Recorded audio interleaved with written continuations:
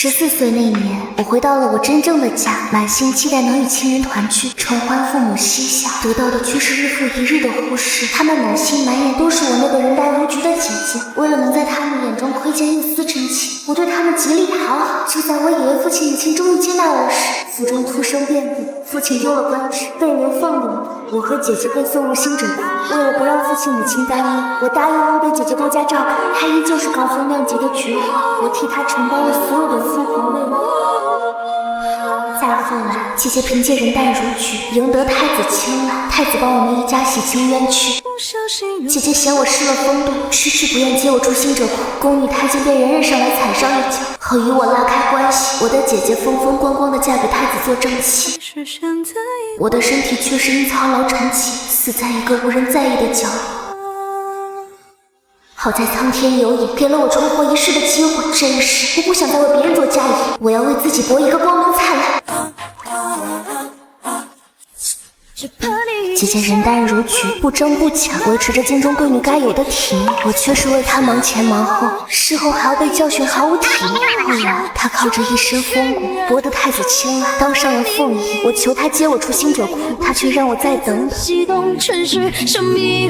等啊等啊，等到她成为太子最疼爱的女人，等到新者库的心酸将我的耐心消磨殆尽，我再也忍不住。姐姐，求求你帮帮我，帮我离开新者库。平日总教导你人要活得体面，我说过会风风光光的接你出新者库，就一定会做到。但你看看你现在的样子，如何当得了我的妹妹？还不快去干活！听说呀，他昨日狼狈不堪的去求萧凤仪，放他出新者库，惹得萧凤仪生厌，连这个妹妹都不想认了。这点事儿都做不好，别吃饭了。可是姑姑，我那快递分明已经扫好了，定是有人。还跟狡辩！别打了，嬷嬷，我错了，我错了。宫中从来都是拜高踩低的地方，姐姐嫌我失了风度，宫女太监被人上来踩上一脚，好与我拉开关系。我的姐姐风风光光的嫁给太子做正妻，我的身体却是因操劳成疾，死在一个无人在意的角落。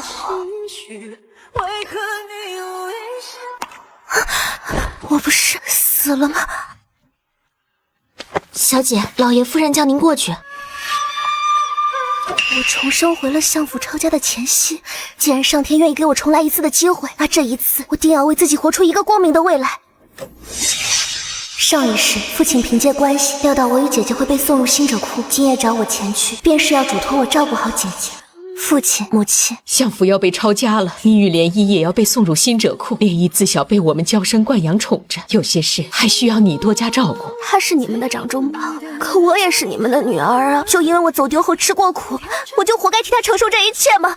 这都是你的命，就因为你被卖到乡野之地，才想你养成了这么粗鄙的性子。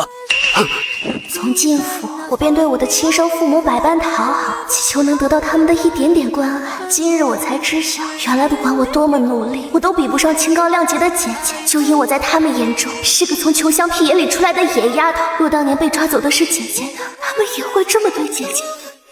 玉欢，你父亲不是这个意思，你若怪我们，对我们如何责怪都行，但是你姐姐从未吃过苦，她在新者库受不住的，你就当报了母亲的生育之恩好不好？好，我就知道玉欢是最懂事的，我会保她一条性命，就当是报了你们多年的养育之恩。此后我与你与这个家再无关系。这些年多谢父亲母亲的养育之恩，玉欢在此磕头谢恩。萧玉欢，往后你只需要为自己而活。你怎么带上了这些铜锈？快丢掉！这些是我的东西，我的东西要怎么处置，就不劳姐姐费心了。哪怕相府败落了，我们也不能失了体面。包袱被丢掉后，我们在新者库寸步难行，没钱谋个好差事，以至于重活累活都落在了我们的头上。不，准确的说，是落在我一个人的头上。姐姐每天负责她的风骨体力，干活的事都是交给我。只不过这一次，我不会在你身边做那些脏活累活，也没人会替你抢饭菜。姐姐，你要怎么活下去？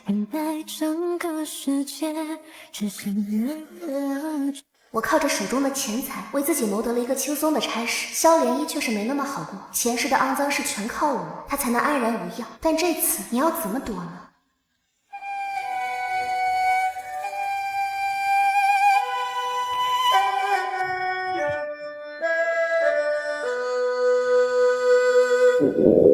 我的馒头分你一把，是吧？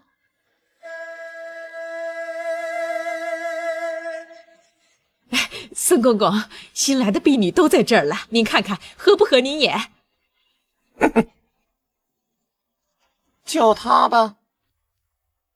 能得孙公公赏识是你命好，往后你就去孙公公那儿当差吧。平步青云后，可别忘了我。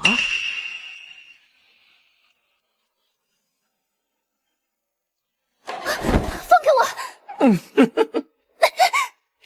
来吧，小美人儿。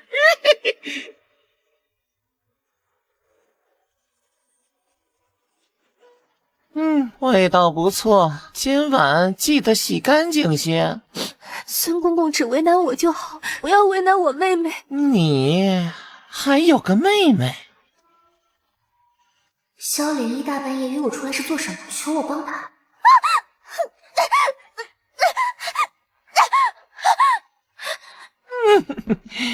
小美人儿，你比你姐姐香多了。小美人放心，我会轻点对你的。孙公公是好色之徒，前世为了不被看上，我将马尿涂抹在我与萧涟漪的身上，才保下了名节。如今既然落在我手里，就当给那些被你玷污过的女子一个交代吧。纵使我恨极了她，自始至终也只不过坐视不管。从未想过要加害我，没想到他却想毁我清誉。萧涟漪，这笔账我记下了。当真是有趣极了。将他带去慎刑司审问。公公抓我，总要有个理由吧？昨日孙公公命我以我的名义将你约去荷花池，今早有侍女发现孙公公溺死在荷花池。妹妹，你杀人了！昨日你确实约我前去荷花池，但我早已与萧家断了往来，也不想与你扯上关系，便不曾赴约。谁人不知父亲母亲待你我极好，这种谎话谁会信？我信。昨日饭后我头痛发作，偶然遇见了他，他便将我扶去了住处，悉心照料，直到天微亮才回。这么好的人，怎会犯下杀人的罪过？公公是不是弄错了？张嬷嬷说的有理，你这贱人还敢狡辩，拖下去！不是我做的，真的不是我。到了，进去吧。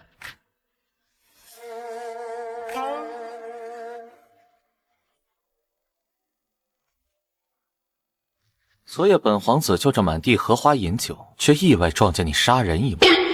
小小婢女，心倒是狠。不过是为自保罢了。若不能斩草除根，来日遭殃的便是奴婢。那你可知孙公公背后之人是皇后？若皇后真要细查，她断然不会放过你。皇城之内，若想存活，必先有所依托，方能立足；没有，就只是死路一条。奴婢愿誓死效忠殿下，求殿下垂怜。不就是靠山吗？以前你没有，现在你有了，此后我就是你的靠山，再无人敢欺你如你。萧涟漪因我的求情，并未受罚。传闻谢景城为静心辅佐太子，连个妾室也不曾纳，我倒成了他唯一的枕边人。妹妹，你怎么能当那谢景城的侍妾？你这样自甘下贱，我一辈子抬不起头的。那姐姐认为我应该怎么做？若不能做正妻，我情愿嫁匹夫，草草一生。没想到在姐姐眼里，皇子竟比不上那草莽匹夫。你既愿与匹夫结成连理，那本皇子就为你赐一桩婚事。城南张府家有个瘸腿马夫，本皇子将他赐给你，如何？萧涟漪若真嫁给马夫，只怕一辈子都抬不起头。但我不想就这么轻易放过他。姐姐蕙质兰心，怎能嫁给马夫？方才定是玩笑话。是了，正如妹妹所言，奴婢并未有诋毁皇室之意。你既说是玩笑话，本皇子自不会当真，还不快滚！低头，为什么放过他？我更想将他留在身边，让他在泥里见到风光无限的我。很衬你。翠兰，我们凡事只能靠自己，我们能独善其身就很好了。离不离开仙者库有什么关系？说的好听，你这几天的脏活累活都是我在干。早知道你是这种人，当初我就不应该出钱搭救你，就应该让你去做最下等的活儿。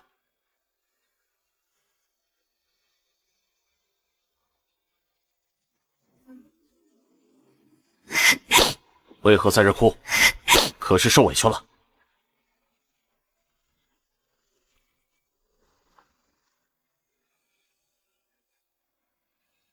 哎，听说了吗？太子殿下要纳妾，而且纳的还是新者库的一个婢女。我还听说他有个妹妹，如今是谢景琛的妾室，也是从新者库出来的。这姐妹俩可真有福气啊，可不是吗？上一世若非我为他打点铺路，他连太子的面都见不到。但这一世，他是如何会搭上太子这条船的？谢景琛果真料事如神，太子敛财确有其事，只不过我们去的晚了，证据都被销毁。但若是深查下去，定能查到些什么。去坐吧。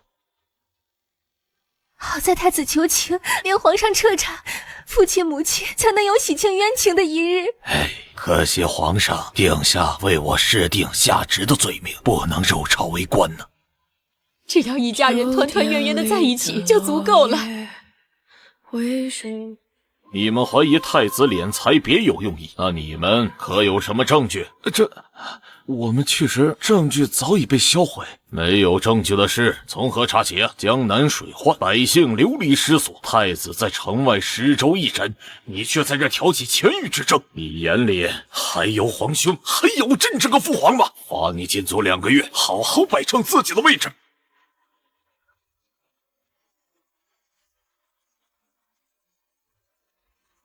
殿下，萧涟依得太子宠爱后，父亲母亲被洗清嫌疑，放了出来，一家3口其乐融融，倒衬得我像是阴沟里窥探他人幸福的老鼠。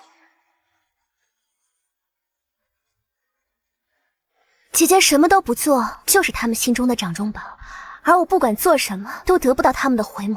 我想不明白，直到来新者库的前一夜，他们说我又是被拐去了乡野之地，哪儿比得上高风亮节的姐姐？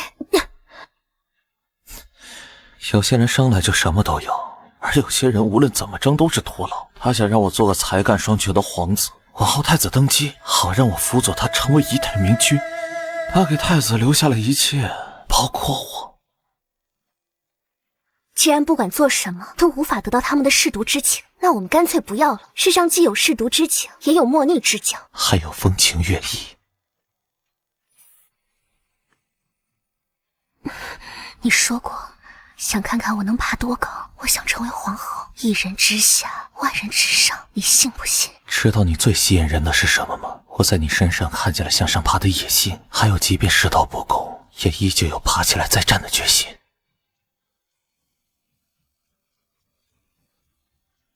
历庆23年春，江南水患过后，瘟疫四起，死尸遍地，人心惶惶。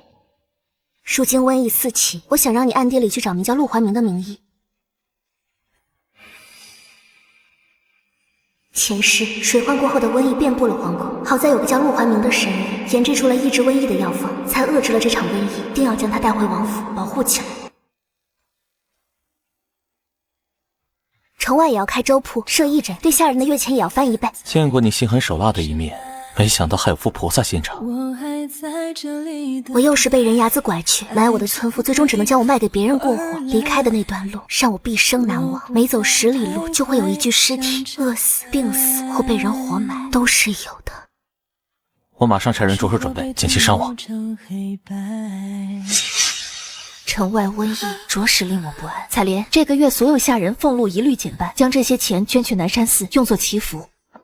上苍见小主此种善举，说不准瘟疫也就散了。只希望这次瘟疫能早些过去。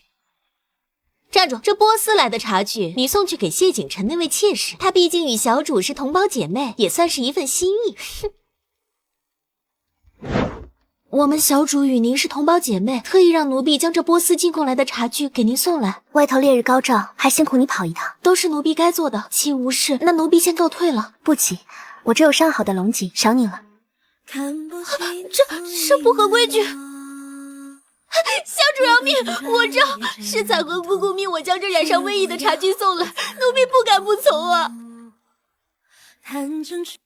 真不愧是我的好姐姐啊。小主心善，此等害人之事必定不是小主所为。哼，下人的一言一行皆是代表了主子，更何况还是近身的奴婢。下人行事不端，要么是主子无能，要么就是主子受益。听闻你们小主为向上苍祈福，连你们下人的银钱都能克扣。你若是帮我做事，我不仅将你缺的那份银钱补上，我还能将你的银钱翻上1倍，让你有钱给家里补贴。说不帮我，陷害我的代价就是死路一条，你自己选。我想活着，求教主救我。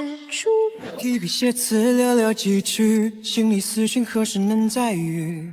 我养的兰花开了，瞧着好看，想着小主喜欢，特意给小主送来。你有心了。小主，外头风大，该回去了。给的银债圈住了回忆，乱了思绪，让我无法再落笔。还要离别几次寻寻觅觅，才敢此生和你再相遇。一个好消息，一个坏消息，想先听哪个？先说说好消息。好消息是你要找的神医找到了，坏消息是萧莲姨怀孕了，并且父皇很满意这个孩子。称不上什么坏消息，是不是太子的，还犹未可知。愿朕的皇孙顺利降生。父皇，莲姨为儿臣天子实属不易，儿臣想将她抬为平妻。朕准了。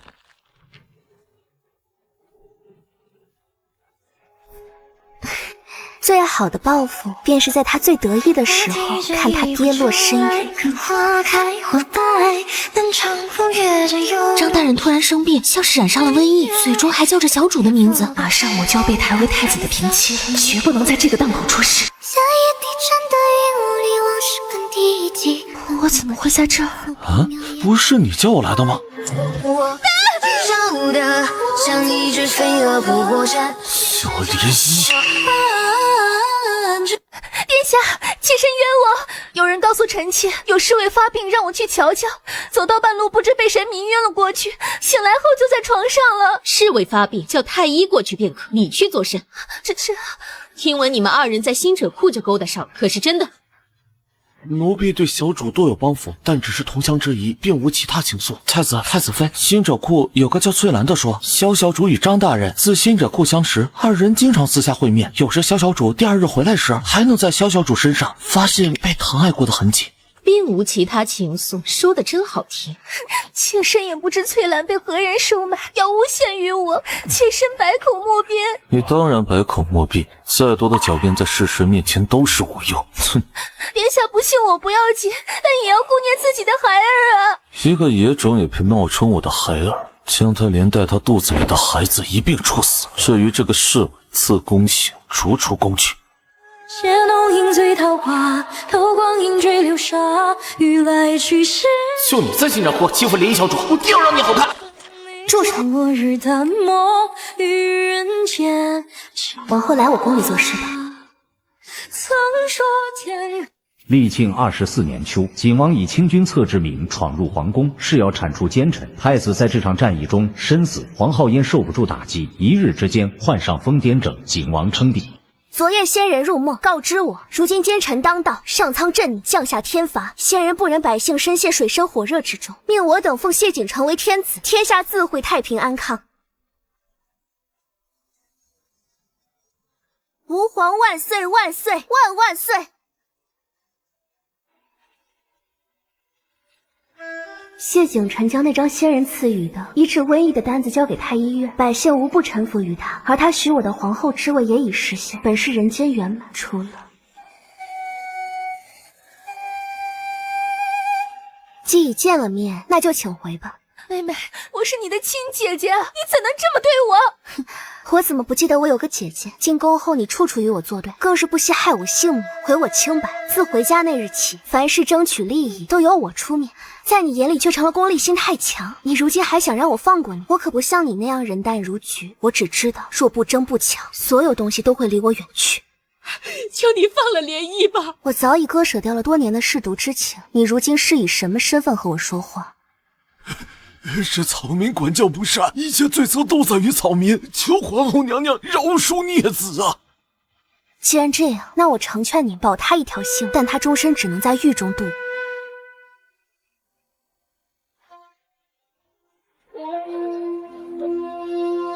有时我也会想，若当年被抓走的是他，我会不会也被他们捧在手心长大？